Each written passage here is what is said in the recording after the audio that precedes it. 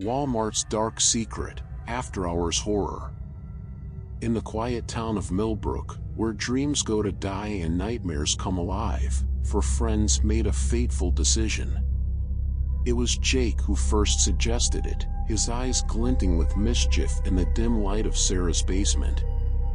"Let's break into the old Walmart tonight," he said, his voice barely above a whisper. "I heard it's been abandoned for months." Sarah, Michael, and Emma exchanged uneasy glances. The idea was tempting, a promise of adventure in their monotonous lives. But something in the air felt wrong. As if the very night itself was holding its breath, waiting to see what they would do. Little did they know, their decision would plunge them into a nightmare from which there might be no escape. As the clock struck midnight, four shadows crept across the vast, empty parking lot. The abandoned Walmart loomed before them, a behemoth of concrete and steel, its windows dark and lifeless. Jake led the way, his cocky grin visible in the pale moonlight. Sarah followed close behind, her heart pounding in her chest. Michael and Emma brought up the rear, hands intertwined, seeking comfort in each other's touch. The building seemed to watch them, its blank facade hiding untold secrets. As they neared the entrance, a chill wind whipped through the lot, carrying with it the faintest whisper of, what? A voice? A laugh? Or something far more sinister? As the clock struck midnight, four shadows crept across the vast, empty parking lot. The abandoned Walmart loomed before them, a behemoth of concrete and steel, its windows dark and lifeless. Jake led the way, his cocky grin visible in the pale moonlight. Sarah followed close behind, her heart pounding in her chest. Michael and Emma brought up the rear, hands intertwined, seeking comfort in each other's touch. The building seemed to watch them, its blank facade hiding untold secrets. As they neared the entrance, a chill wind whipped through the lot, carrying with it the faintest whisper of, what? A voice? A laugh? Or something far more sinister? Jake produced a crowbar from his backpack, the metal glinting ominously in the moonlight. With practiced ease, he wedged it into the door seam and pushed. The lock gave way with a reluctant groan, as if the building itself was protesting their intrusion. "We shouldn't be doing this," Emma murmured, but her words were lost in the excitement of the moment. One by one, they slipped inside, the darkness of the store swallowing them whole. The door swung shut behind them with a soft click, sealing them in a world of shadows and silence. Little did they know, something else had awakened in the depths of the store, stirring from its slumber at the sound of their intrusion. The beam of Jake's flashlight cut through the darkness, revealing aisles stretching into infinity. Dust motes danced in the light, and the air hung heavy with the musty scent of abandonment. "This is so cool," Sarah whispered, her voice echoing in the cavernous space. But as they ventured deeper into the store, a sense of unease began to settle over them. The shadows seemed to move at the corners of their vision, retreating just as they turned to look. And was it their imagination, or did the air grow colder with each step? Suddenly, a crash echoed from somewhere in the depths of the store. All four friends froze, their hearts pounding in unison. "What was that?" Emma hissed, her grip on Michael's hand tightening. Jake, ever the daredevil, grinned. "Let's split up and check it out." "Sarah, you're with me." "Michael and Emma, you guys take the left side of the store." Before anyone could protest, Jake was already moving, pulling Sarah along with him. Michael and Emma exchanged a worried glance before reluctantly heading in the opposite direction. As the two pairs separated, the store seemed to come alive around them. Shadows deepened, and the silence became oppressive, broken only by the sound of their own ragged breathing. Michael and Emma crept down the abandoned aisles, their flashlight beam revealing shelves still stocked with forgotten merchandise. Cobwebs clung to corners, and a fine layer of dust covered everything. "I don't like this," Emma whispered. "It feels like we're being watched." As if in response to her words, a soft whisper echoed through the air. Both of them froze, straining to hear. "Welcome to Walmart," the voice said, eerily cheerful. But there was something off about it, a distortion that sent chills down their spines. "That's just the automated system," Michael said, trying to convince himself as much as Emma. "It must be malfunctioning." But deep down, they both knew that no automated system should be working in an abandoned store.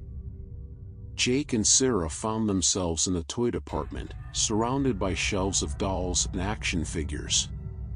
In the beam of their flashlight, the toys' plastic eyes seemed to follow their every move. "This is creepy," Sarah muttered, hugging herself. Jake laughed, but it sounded forced. "Don't tell me you're scared of a bunch of toys." As if in response, a child's laugh echoed through the aisle. Both of them spun around, hearts racing. "Hello?" Jake called out, his bravado faltering. "Is someone there?" The only response was another laugh, closer this time, followed by the patter of small feet running away. Without thinking, Jake took off after the sound, Sarah close behind. They weaved through the aisles, following the ghostly laughter and the sound of running feet. But no matter how fast they ran, they couldn't seem to catch up. The laughter always stayed just out of reach, leading them deeper and deeper into the store. Suddenly, they burst into an open area. The garden center stretched before them, filled with dead plants and empty pots. The laughter had stopped, leaving them in eerie silence. As they caught their breath, Sarah realized something terrifying. "Jake," she whispered, "where's the exit?" Michael and Emma wandered through the endless aisles, growing more disoriented with each turn. The store seemed to have grown impossibly large, stretching far beyond its normal dimensions. "We should have reached a wall by now," Michael said, his voice tight with worry. Emma nodded, her eyes wide with fear. "It's like the store is changing around us." As if to confirm her words, they turned a corner and found themselves facing a solid wall where an aisle should have been. When they turned back, the path they had just come from had vanished, replaced by more shelves. The realization hit them like a physical blow. They were trapped in an ever-shifting labyrinth. In the clothing department, Jake and Sarah navigated through forests of hanging garments. Mannequins stood guard at the end of each aisle, their blank faces turned towards the intruders. "Is it just me, or are these things creepy as hell?" Sarah whispered. Jake was about to reply when he noticed something that made his blood run cold. One of the mannequins had moved. Its head was now turned, its eyeless gaze fixed directly on them. "Sarah," he said, his voice barely audible, "don't move." But it was too late. As they watched in horror, the mannequin's fingers began to twitch. Emma's scream pierced the air, causing Michael to whirl around. To his horror, he saw her backing away from a shelf of dolls. But these weren't ordinary dolls. Their heads were turning, following Emma's movements with glassy eyes. "Michael," Emma whimpered, "they're alive." As if triggered by her words, the dolls began to move. Tiny plastic hands reached out, grasping at the air. Porcelain faces cracked into sinister grins. Michael grabbed Emma's hand and ran, the pitter-patter of dozens of tiny feet echoing behind them. The dolls were giving chase, their cheerful voices now twisted into something monstrous. "Come play with us," they called in unison. forever and ever and ever. Jake and Sarah sprinted through the store, the animated mannequin in hot pursuit. Its plastic feet made a sickening scraping sound against the linoleum floor. But with each turn, the layout of the store seemed to change. Aisles appeared where there should have been open space. Walls materialized out of thin air. It's like the store is trying to trap us. Sarah gasped as they ran. Jake didn't respond, too focused on finding a way out. But with each passing moment, escape seemed less and less likely.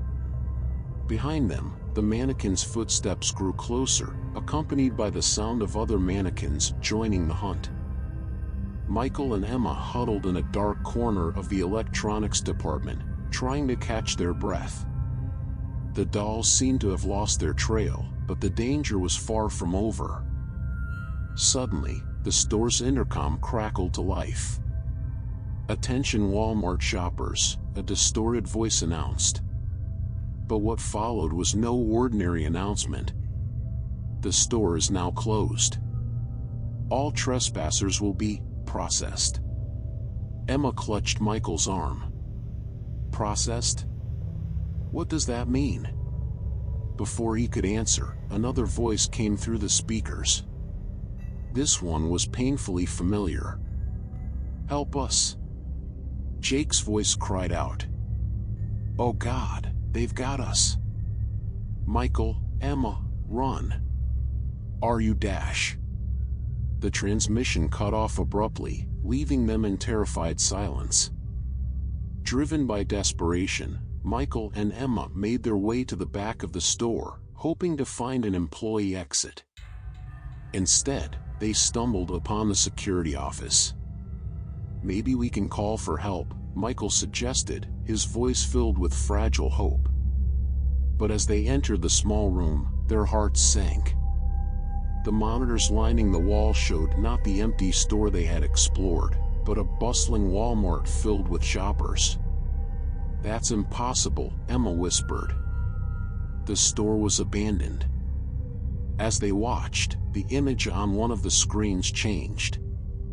It showed Jake and Sarah running for their lives down an aisle that Michael and Emma didn't recognize.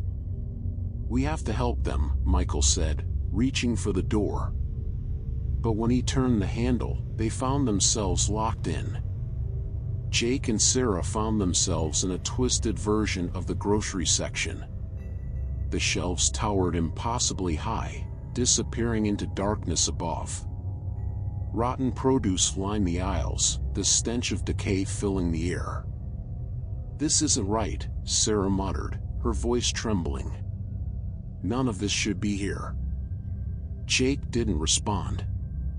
His eyes were fixed on something ahead, his face pale with terror. Sarah followed his gaze and felt her heart stop.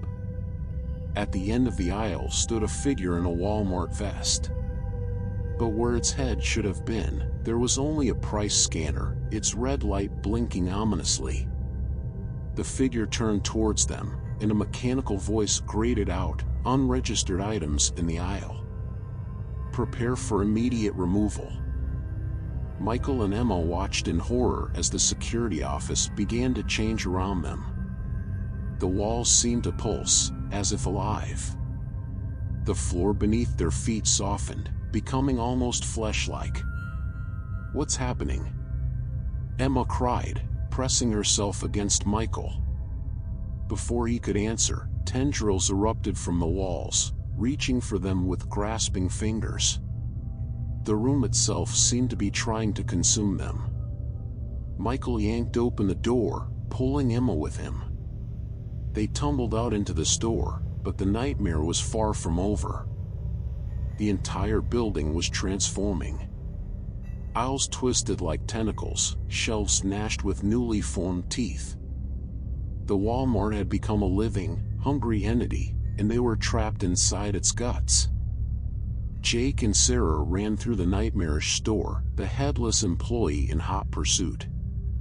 More of these monstrosities joined the chase, their price scanners beeping in a hellish chorus. "We need to find Michael and Emma," Sarah gasped as they ran. But Jake's response chilled her to the bone. "Sarah, I think we're in different versions of the store. We might not be able to reach them." As if to confirm his words, they turned a corner and found themselves facing a wall of writhing flesh. The store had sealed off their escape, trapping them in a shrinking pocket of normalcy. The scanners drew closer, their mechanical voices droning in unison. "Price check on aisle 666. Human souls, now on clearance." Michael and Emma fought their way through the living store, dodging grasping tendrils and snapping jaws that had once been ordinary shelves. The very air seemed thick and oppressive, like trying to breathe underwater. "We need to find the source," Michael panted. "Whatever's controlling this place." Emma nodded, her face set in grim determination. "The center of the store. That's where it all started." They pushed on, navigating the ever-changing landscape of their retail nightmare. As they neared the center of the Walmart, the transformations became more extreme. Reality itself seemed to warp around them. And there, in the very heart of the store, they saw it. A pulsing, writhing mass of darkness, shot through with veins of sickly green light. The source of all their terror.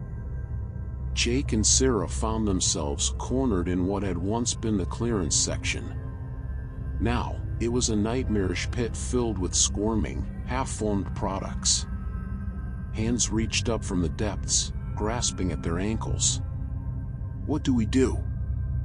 Sarah cried, her voice cracking with fear. Jake's eyes darted around, searching for any means of escape. That's when he saw it, a sign hanging above the pit. "All sales final," it read. "Mill returns."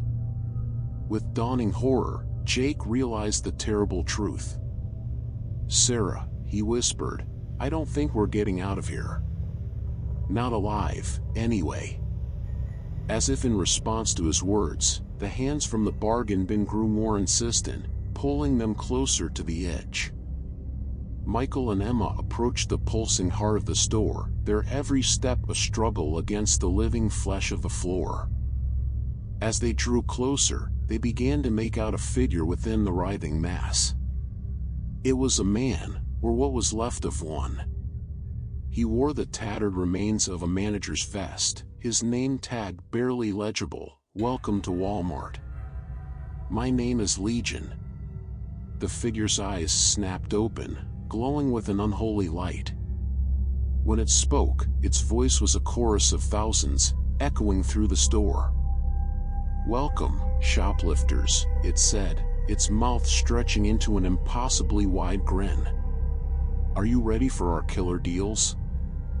Jake and Sarah fought against the grasping hands, struggling to maintain their footing at the edge of the bargain bin.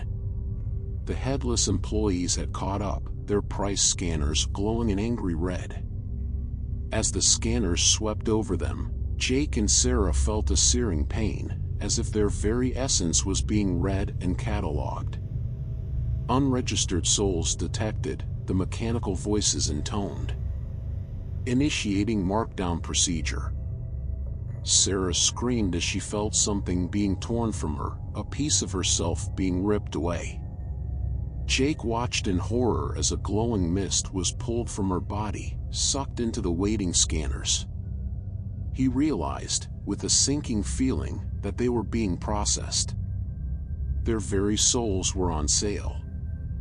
Michael and Emma stood before the monstrous manager, their minds reeling from the sheer wrongness of what they were seeing. "What are you?" Michael managed to ask, his voice barely a whisper. The thing that had once been a Walmart manager laughed, the sound echoing from every corner of the store. "I am the spirit of consumerism, the hunger that can never be satisfied. And you, my friends, are my newest acquisitions." As it spoke, tendrils of darkness shot out, wrapping around Michael and Emma. They struggled, but it was like fighting against quicksand. "Don't worry," the manager said, its grin widening impossibly. "Everything's always on rollback here. Including your sanity." Jake watched in horror as more and more of Sarah's essence was drained away. Her eyes were becoming glassy, her movements jerky and unnatural. "Sarah," he cried, reaching for her. But as his hand touched her arm, he felt only cold plastic. Before his eyes, Sarah was transforming. Her skin hardened and smoothed, her joints becoming visible ball and socket connections. In moments, she had become another mannequin, just like the ones that had chased them. Jake screamed, the sound raw and primal. But his cries were cut short as he felt the searing beam of a price scanner on his own back. The markdown procedure had begun again. Michael and Emma struggled against the tendrils of darkness, fighting to maintain their grip on reality. The monstrous manager's laughter echoed around them, a cacophony of madness. "You can't fight it," the creature hissed. "The customer is always right, and I'm the ultimate customer. I consume everything." Emma's eyes darted around frantically, searching for anything they could use. Suddenly, she spotted something, a fire axe mounted on the wall, barely visible through the writhing darkness. "Michael," she gasped, "the axe." Understanding flashed in Michael's eyes. With a surge of desperate strength, he tore free from the tendrils and lunged for the axe.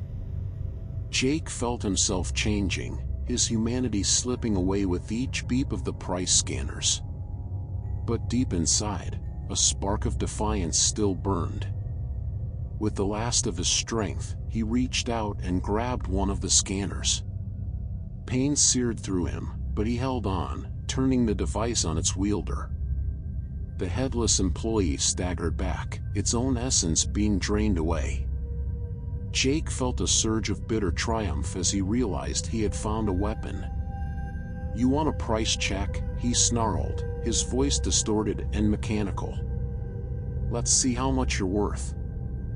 Michael swung the fire axe with all his might, cleaving through the tendrils that sought to ensnare them. The monster that had once been a manager howled in pain and rage. "You dare?" it shrieked. "I'll mark you down to nothing." But Michael and Emma pressed their advantage. With each swing of the axe, they severed more of the creature's hold on the store. Reality seemed to flicker around them, the twisted version of Walmart fighting against normalcy.